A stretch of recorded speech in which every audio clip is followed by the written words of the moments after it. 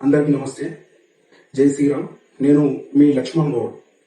అయితే ముఖ్యంగా ఎస్ఐఆర్ సంబంధించి ఓటర్ జాబితా గురించి ఇది 2002లో అప్పటి 2002 నుంచి ఈరోజు 2026 వరకు ఓటర్లో ఉన్న అంటే ఓటర్ లిస్టులో ఉన్న చనిపోయినవే కానీ మరియు కొత్త ఓటర్ లిస్టు అంటే కొత్త వాళ్ళని జాయిన్ చేసుకున్నాం కానీ మరియు ఇది సుమారుగా అన్ని రాష్ట్రాల్లో అవుతుంది.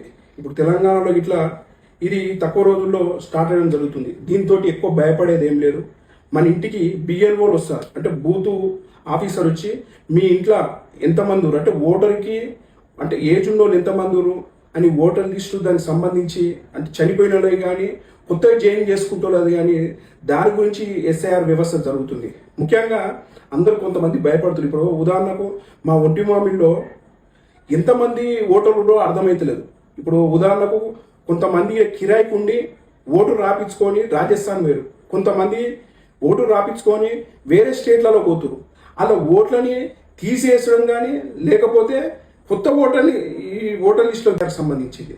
దీని మీద ప్రతి ఒక్క ప్రజలు దీన్ని అవగాహన చేసి అంటే ఇంట్లో ఎంతమంది ఉన్నారో కరెక్ట్ అంటే దేశంలో ఎంతమంది ఉన్నా అంబేద్కర్ రాసిన రాజ్యాంగం ప్రకారం ఒకటే ఓటు ఉండాలి.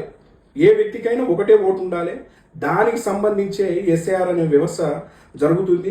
అందరు సహకరించాలని కోరుతున్నా. జై శ్రీరామ్.